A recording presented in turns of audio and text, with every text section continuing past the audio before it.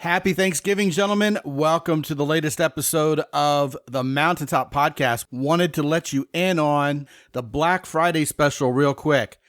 For the first time ever, it's all about the masterclasses. You get all 32 of them ever produced for, ready for this, 85% off. And you still get 8 half-hour sessions with me personally as part of the bargain. Check it out and get you some at mountaintoppodcast.com/Black Friday. And now here comes a brand new episode with my good friend and returning guest, Matt Cook.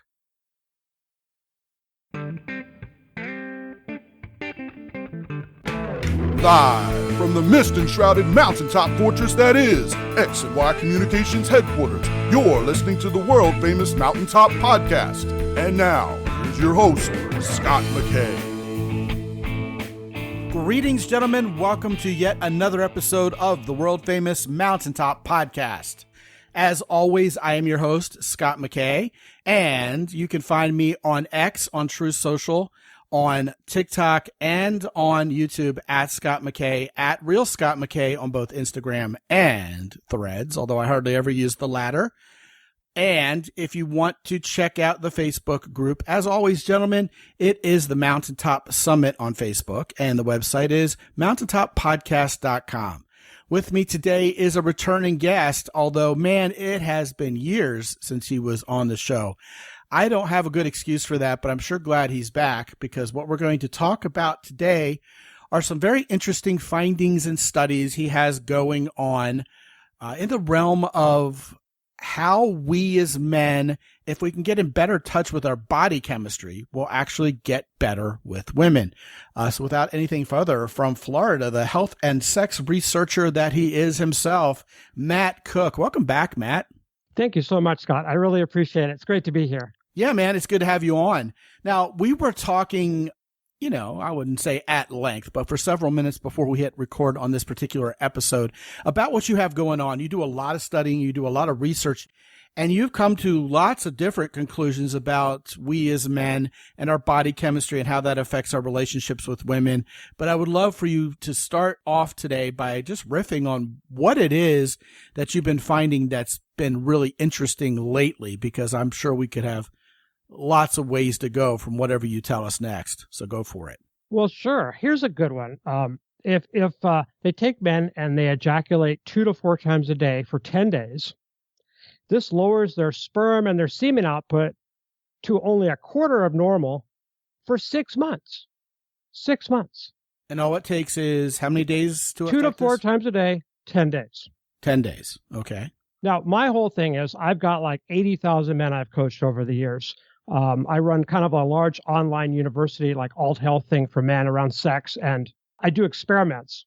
And there's no question about it that men are not understanding the cost of frequent ejaculation, use of porn, and all of that goes with that. There's no question. And I finished a book basically showing people how men can vastly increase their results with women and their loving feelings if they have a partner, simply by figuring out their body chemistry, as you said. Just some little hormonal tweaks, not taking a thing, nothing to do with diet, nothing to do with supplements.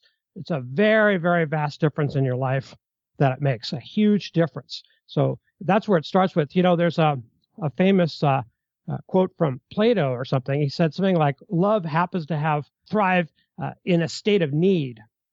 A state of need. And I'll tell you that when I started this journey, I was together with my wife for a while, and everything got stale. Relationships get stale. The average long-term relationship, do you know how long it lasts, the current stats, Scott?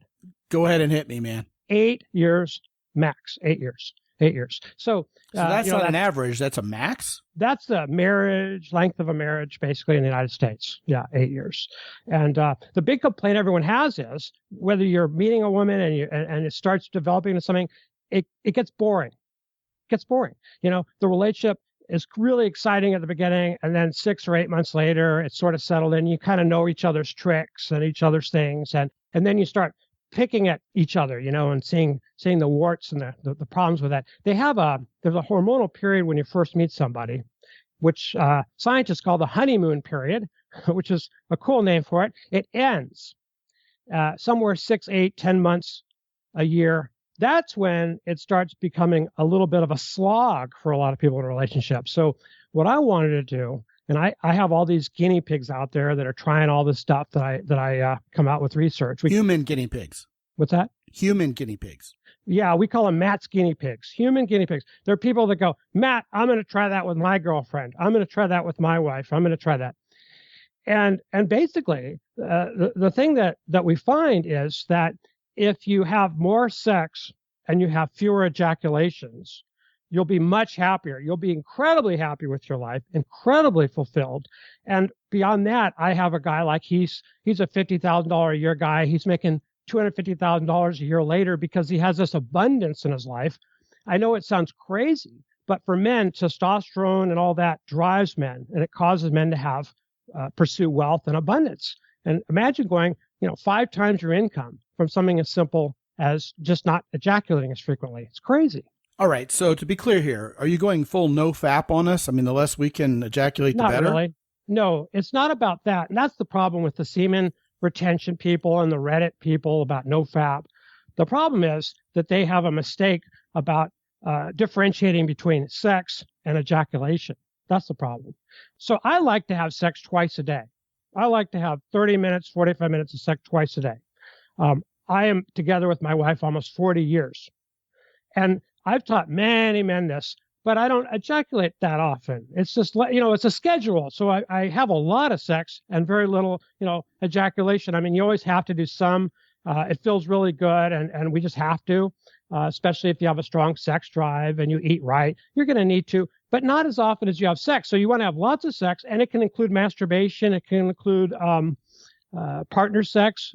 It really doesn't. It matters, but it can be either one. And then you start increasing your feelings of love, your feelings of connection if you have a partner. And if you're dating, or if you want to get out there and date, you're much more attracted to women, and you're much more assertive with women because you haven't been spilling your seed 2 or 3 times a day. It makes an enormous difference. Okay, so a lot of guys are sitting there thinking to themselves, dude, I mean, 2 or 3 times a day, I'm not 17 anymore. So I'm not even doing that, but it seems like my T levels and my hormonal chemistry starts getting out of whack a lot later in life than, say, 17, like 35, 40. I'm not even thinking about blowing 3 loads a day here. So, I mean, what is my proper number? How do I figure out what the sweet spot is for me, as it were, of how much ejaculation I should be doing to not get blue balls, but at the same time not be leaking my masculine energy everywhere unnecessarily? Yeah, that's a great point. How often do you ejaculate for maximal power, abundance, good feelings, and all of that? I mean, does it differ between guys and you have to figure it out, or? Yeah, there's a real difference in that. Let me just say, before I mention the frequency and answer that directly, I just want to say that I'm talking about raising testosterone, raising a hormone called oxytocin, which I know you've heard of which course. Is kind of a hormone that promotes love and connection and good feelings with people. And you really want to increase the oxytocin. And that's one thing that sexual activity is really good for. It can raise oxytocin. And if you're not having enough sex, your testosterone level will also fall. So you don't want to, not have sex if you can. And we're doing all of this without drugs, supplements, shots, anything like that. All naturally. Nothing to do with caveman that. style. It just has to do with simple tweaks in your behavior, basically. There have been some amazing studies that do show you that if you have more frequent sex, as long as you don't ejaculate, you just start building more testosterone, more oxytocin. Then you have these incredible feelings of love and connection, and you can't get enough of the other person. And it doesn't end after the honeymoon period. It continues. I'm a perfect example. I've been with my wife 40 years. And I've never felt this way. We both have our hands all over each other all the time. It's crazy. And that's how we've been living for several decades. So to the point of how often a man should ejaculate for maximal power, testosterone, all that, it's going to depend on a couple of things. So if you're on medications, let's say for high blood pressure or for GERD, acid reflux, or you've had stents put in, or you have pre-diabetes or diabetes, whatever. Okay. If you're on medications, that generally means that you probably want to start looking at a schedule of maybe once every 5, 6, 7 days. If you're a very healthy person, you don't take any medication and you're just raring to go, it might be every 2 or 3 days or every 4 days. And you can kind of play with that. The benefit of having a schedule, it sounds like it's not spontaneous. It's really not. But it's a benefit of a schedule is that you can have a lot of sexual pleasure constantly and you're not done. It's not pump, come and done. You're ready, and you can have sex for as long as you want, as often as you want. And then when you're ready, your day comes and you ejaculate, it kind of resets things. And when you get into this, you start noticing that, do you know the story in the Bible about Samson and his hair? With Delilah, she cuts his hair and he loses his strength. That's an interesting segue, but sure. Well, yes. That is basically I think it's about ejaculation. I think it's a metaphor for men. They come too often, they lose their strength. So if you're on a schedule, when you do ejaculate, you realize the cause and effect. You realize that you've all of a sudden you're kind of like reset things. You start seeing the warts and the flaws with your partner. You feel like your workouts aren't quite as good. You feel kind of like more attracted to other women. If you're pair bonding with somebody, you're more attracted to other people other than your partner. And then that kind of goes away after a day and then it's just perfect again. So you do notice it. But if you're like most men and you're coming again and again, maybe once a day, it doesn't matter. Usually for a lot of men, it's once a day or more often than that. You don't notice the difference because you've always been doing it. So you've never noticed what happens when you stop. One of the things I've noticed, as soon as I blow a load, I realize how hungry I am or how tired I am because I've satisfied that need. So I'm on to the next one already. So I have noticed that dynamic before. You've noticed in the middle of the act, you feel hungry or well, tired? I mean, let me clarify. Have an ejaculation as soon as you're done, or even towards the end of the ejaculation itself, those few moments or whatever, you have a lot more clarity on what your next biological need is behind this one. That's true. I mean, what's astonishing to every man, really, is how your interest in things that you were super interested in 10 seconds ago becomes zero now. Because you blew your load. Yeah. It's like, oh, yeah. No, I have no interest in that now. And then 20 minutes later, well, that's a different story, or an hour later, or a day later, depending on your health and your sex drive. When you ejaculate, you're secreting hormones, prolactin and vasopressin, and those suppress ability and interest to have sex again. So there was a guy they studied in a lab, and they had a jerk off, and they monitored his blood continuously. And they found that he could have orgasm after orgasm, and he didn't increase his prolactin and vasopressin. And that was the difference. And anyone who's multi-orgasmic, including women, they don't increase prolactin or vasopressin after they ejaculate. So then they can do it again and again, basically. But that also combines orgasm with ejaculation, which for men is not the same thing, right? It's not the same thing. Well, hold on a second. Can you affect that secretion of those hormones you just mentioned that make us not want to have sex again for a while? Yes. Is there a way to limit that? That's exactly what you do. That's exactly what you do. So when I have sex for a half an hour, 40 minutes, I don't come. I stay relaxed down there. I have a little exercise a little mental thing, which I practice to relax. That way I don't get blue balls. I can go on and on. I don't have the congested feeling or the painful feeling afterwards. When we're done, we're done. Maybe my wife has to go, do something, go to her exercise class or something, and we're done. So I don't have that prolactin and vasopressin. I'm ready again. I can continue. I could go again. That's why I say twice a day is really fun. It's an amazing way to live. Well, to clarify, is there any way to lessen the effect of those hormones, even if you do ejaculate? Absolutely, there sure is. Well, what's that? So the way to do that, the best way is kind of what follows some of the traditional lines that we've been sort of taught. They're kind of like old-fashioned behaviors that people really love, that we crave. Cuddling with somebody after you ejaculate, not just rolling over and going to sleep. You may not feel like it. I remember having a friend, and he said, as soon as I come, I want to leave the apartment. I just want to leave her, and I want to walk out the door. I don't argue he needs a hotter girlfriend. Well, that's just me. Well, she was pretty hot, but okay, well. that's an extreme, but it's a common reaction. Roll over, go to sleep. I'm done with this. But if you avoid that temptation to kind of withdraw and go to sleep, if you do cuddling and all that after ejaculation, it definitely lowers prolactin and vasopressin quicker and helps maintain the oxytocin better. So that's a really good and simple hack. And another one is when you are in between, let's say, sexual sessions where you have intercourse, if you do a lot of cuddling and kissing and caressing and all of that kind of touch, that will make it so that when you do come, it has a lot less of a bad effect. Yeah, most of that makes sense.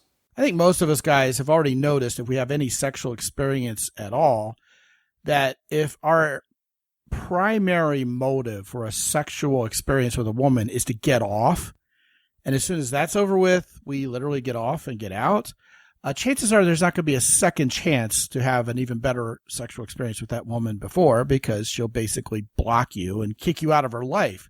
So I think anybody with any sexual experience, and indeed any true affection towards women in general, understands that, we should savor sexual experiences. Perhaps the be all end all of sexual experience is not to blow a load. Sometimes simply satisfying her is going to be all that's necessary tonight, or, maybe you'll get interrupted by the kids or something, whatever it is. But we certainly shouldn't see the main goal of every interaction with every female human being we're attracted to as blowing our load. If after orgasm we lose all interest in her and we just want to go home, that's neither fair nor is it good behavior towards that woman, right? It's not good behavior, and it's not a good way to live. So, no. Yeah, what the thing that happens when you start this process, you start down this road, at first, you go, what's the point? I always have sex so that I could come. That's the great part about it, right? I mean, what is the point of having sex and not coming? Well, I think a lot of guys, if they've read the work of, say, David Shade, understand almost instinctively. I think even guys who were young and perhaps still, virgins even, understand that it's pretty amazing to give women sexual pleasure. I mean, if she's exploding and squirting and having orgasms and scratching your back and biting her lip and screaming, you're going to feel a lot better about yourself and your own sexual experience than if you simply blow your load all over her after 30 seconds and she's like a dead fish waiting. I mean, there is more to this. We know that. And we're not satisfied unless she's satisfied. Yeah. So when I started this sort of new approach, at first I didn't feel that much pleasure, and I wasn't coming, so I didn't have that either. But within a few months, I found that my sensation and my pleasure grew and grew. And I found this reliably for every guy that's doing this.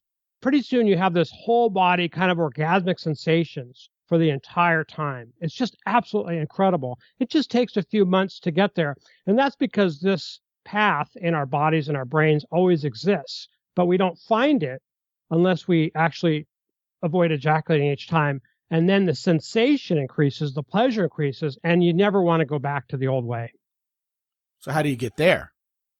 Well, you just try it. And like I say, I would schedule something, and it may be 2 or 3 months. The biggest obstacle that I hear besides this, what's the point, is my girlfriend really wants me to come. She gets a lot of pleasure out of that. Of course we do. Of course she does. It's fun to have a woman come when you're doing something with her, and it's fun for her to have you come. Of course. However, it's one of those things where you kind of have to just sort of start. It doesn't matter if she has orgasms or not.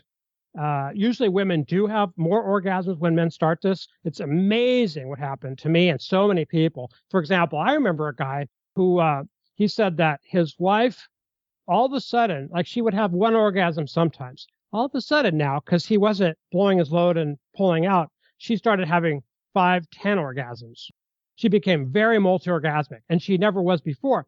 That's because with his practice, she now could explore this sexual space that she never had before because it was always determined by his penis, And that's very common for women to just start being really excited and super sexual for a while. And I will admit that for a man, it's very difficult not to come if a woman is really having that kind of a time. It takes some practice.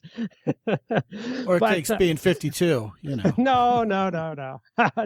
When I was single in my late 30s, my staying power was a lot better than when I was, say, 20. Yes. And it was because I could hold off on blowing my load. And I think a little bit of it is age related. So there's kind of like this balance of learning control not blowing your load that easily, but also being able to, of course, maintain an erection that long. Add it all up, and you have yet another pebble to throw on the mountain of reasons why younger women like older guys. Yeah, so older sometimes. men lose some sensitivity, quite a bit actually. Even by the time most men are 60, they don't realize that they've lost 70 or 80% of their penile sensitivity. It can be brought back.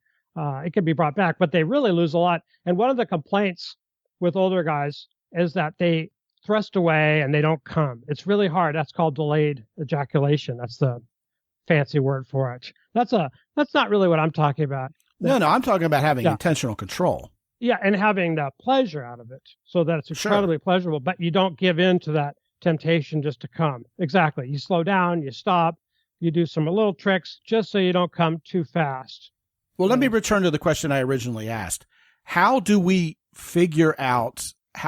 discover this art of having a full body sensation when we're having sex? Because I think that's something all of us as men have heard women can do. They have these full body orgasms, men can do it etc. too. Men can do it too.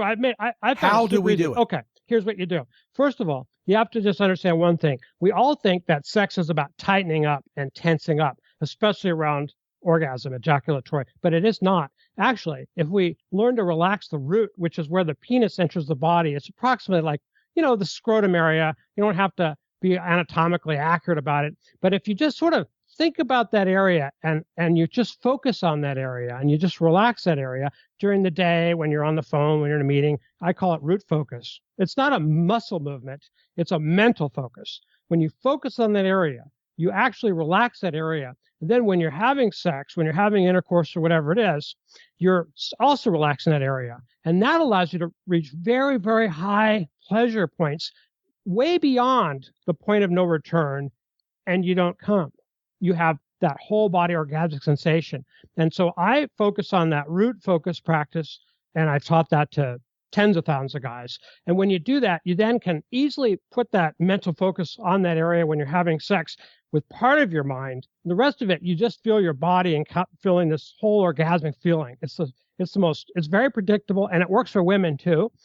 Root focus, they focus on their vagina or area generally, sometimes their breasts. But when you're doing root focus, your body, that you're just focusing your eye on that area, relaxing that area, it avoids blue balls, but more interestingly, it gives you whole body pleasure for as long as you're having sex. That's all very close to an orgasm. I would say about 70% of the pleasure of a full orgasm, but it goes on and on. It doesn't stop. So what you're talking about isn't exactly the opposite of a Kegel exercise where you're tensing it up on purpose. And it's not exactly you're just loosening it up on purpose. It's not physical at all. It's a mental, almost a meditation is what you're saying. It is exactly a meditation, but the advanced technique, which I've learned, which I train men to have multiple orgasms, actual orgasms without an ejaculation, is just a step further than the focus, which is a reverse Kegel. Are you familiar with the idea of a reverse Kegel? Yes. It's very subtle, sort of the feeling like you're just letting go of your pee. And that is a sort of another step, which allows you to start having these orgasms without ejaculation. It just takes a little bit of time to do it. Well, yeah, that's what allows women to learn how to squirt, frankly. It's that sort of meditation exercise. Right. Yeah. Some women have a lot of their root in their breasts, some of them more in their vagina or clitoris, generally in their vagina. But for men, it's always in the same place. We're a lot simpler creatures that way. How about that? Yeah.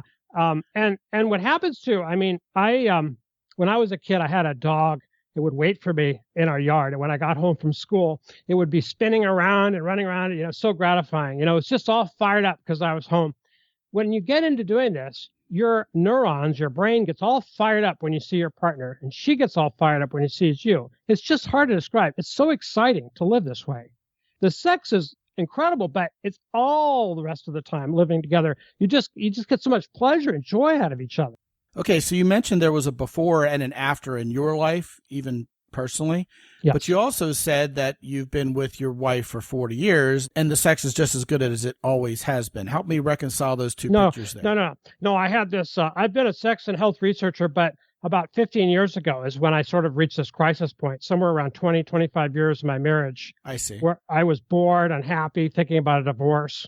And that's what really led me to look into this very seriously. I looked into Tantra, Taoist, Ayurvedic traditions. They were complicated. They weren't tempting. They weren't interesting. Then I stumbled on a small group of men and women that were practicing this practice. And it just was so easy compared to everything else. And that's what one day I said to my wife when we're about to have sex, I go, I'm not going to come today. And she goes, you're not? I go, no. And that's how it started. That's how it started. And as I said, she became, like a lot of women, multi-orgasmic for a while. And eventually, a lot of times the women end up finding that there's so much benefit for them to do this too, where they don't come, but they have lots of sex and the pleasure is like really, really great compared to what it was. The beauty of this is, are you familiar with the orgasm cycle, Scott? The orgasm cycle? Go ahead and define it. And the orgasm cycle is, for men, we think it ends like, 15 or 20 minutes or an hour later during the refractory period when we're ready to go again. But it's really about up to a week long. So after an orgasm, especially after hot sex, you're interested in other people rather than your partner. Women are too. It's called the Coolidge effect, named after the President Coolidge, where you're looking at other people. There's a whole story about that. But are you sure that's not the Clinton or Trump effect? Yeah, pretty. Yeah, I mean, it's. We all know this happens, but also you start seeing flaws in the other person, and you have emotional ups and downs. Women get kind of bitchy, emotional, So you're in this rocky period. A lot of men think that their girlfriends are just that way, but it really has to do with the orgasm cycle. So what happens is sometimes men start this, and they have that leadership in the bedroom. And then it's so great. And women have their multi-orgasmic period and all that. A lot of times they just realize that it's so much better when they don't come either to have 45 minutes of intercourse and the loving feelings and the near orgasmic pleasure. And they don't have any of those ups and downs. And it makes everything in their life so much better, so much easier to control addictive behavior, not to drink or smoke too much, to be able to control diet. Everything becomes easier, more pleasant, more easy for women and for men. We're practicing this. I've heard men report that when they watch a lot of porn in the context of a long-term relationship, if they blow their load watching porn, they feel angry and resentful and cranky towards their wife afterwards. That's right. This is all related, isn't it? Totally related.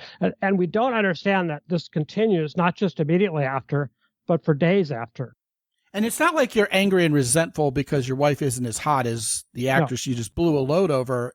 I mean, that could be a part of it. She doesn't seem to be. You don't see her as attractive. Your feelings of attraction diminish significantly after you've come. You don't feel like she's as pretty. She's not as pretty, not as attractive. So there's a physical hormonal aspect to that. It's not purely, well, my wife isn't as hot as this porn actress. No, it's all a hack, really. It's all in the brain with these chemicals, oxytocin, prolactin, testosterone, dopamine. And when you're on this path, your girlfriend is always incredibly hot. You just can't get enough of her. Just like when you first met, the first few months or first 6 or 8 months, that honeymoon period. It just goes for the rest of your life if you're together. So it's amazing. Now, one thing that I had wondered about when I started into this, I told you I have all these guinea pigs out there, human guinea pigs, yes. I wondered if it would make breakups worse. If a man is practicing this, what I call nirvana sex, with apologies to Hindus. If a man is practicing this. Hey, Hindus need sex too. Yes, they do. And they break up. Like say, she goes, it's just not good for us, or someone has to move across the country. The other one doesn't want to go, whatever it is.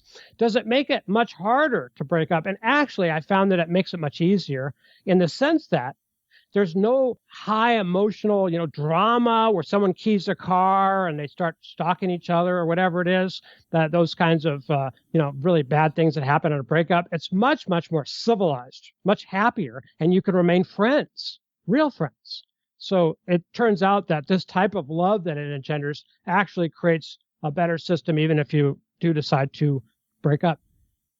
Well, the last question I want to ask here is, okay, if this applies to women as well as men, how can we encourage our significant other to be on this similar track with us?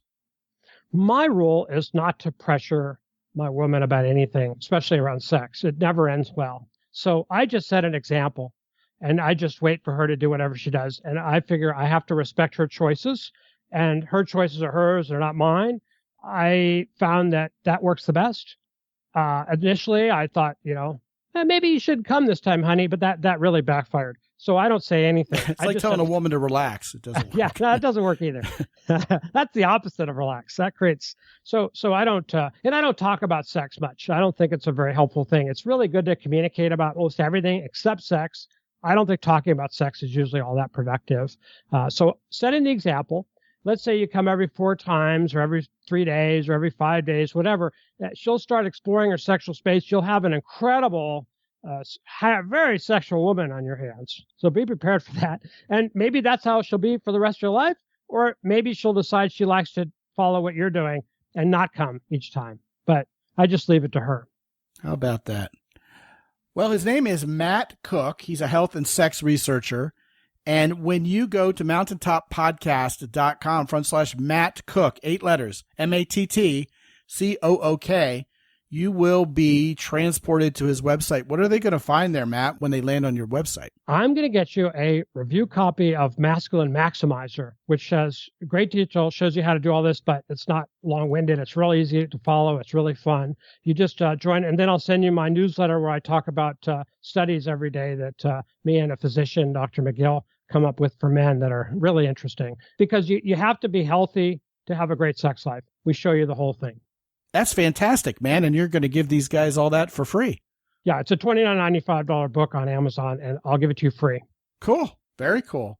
Well, I appreciate this conversation. It's quite a bit different than what we've talked about previously on this show, which is always welcome. Man, after 430 some episodes, it's always nice to have a reasonably original topic to discuss. And I think you hit it out of the park. Thanks, Matt. Thank you so much. That's very kind. Appreciate it. Yeah, man. And again, Matt Cook from Florida. Hope you'll come back on sooner than, however many years it's been. Good grief. Look forward to it. Yeah, man. All right, guys. I also look forward to you going to mountaintoppodcast.com, checking out our sponsors, Jocko Willink's company, Origin in Maine, the Keyport and Hero Soap. When you partake of any of the fine products from any of our 3 illustrious sponsors, please use the coupon code Mountain10 to get an additional 10% off while you're at mountaintoppodcast.com. Hey, gentlemen, check into the masterclasses. Every month, a topic is on the table. We cover it fully with a big, heavy hammer. Nothing is left out. You will emerge from those events, man, a whole lot smarter on the topic we're covering, and you'll be on a trajectory to getting better as a man and with women immediately. So check all of the masterclasses out. You can go to mountaintoppodcast.com/masterclass or jump directly to that page from mountaintoppodcast.com as well. And gentlemen, some of you, I still haven't talked to you on the phone for 30 minutes. I'm exactly who you think I'm going to be. I don't play a fictional character.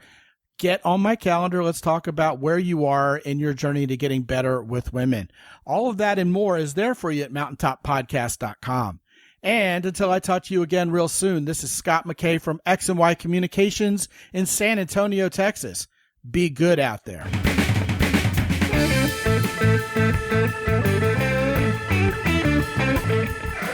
The Mountaintop Podcast is produced by X&Y Communications. All rights reserved worldwide. Be sure to visit www.mountaintoppodcast.com for show notes.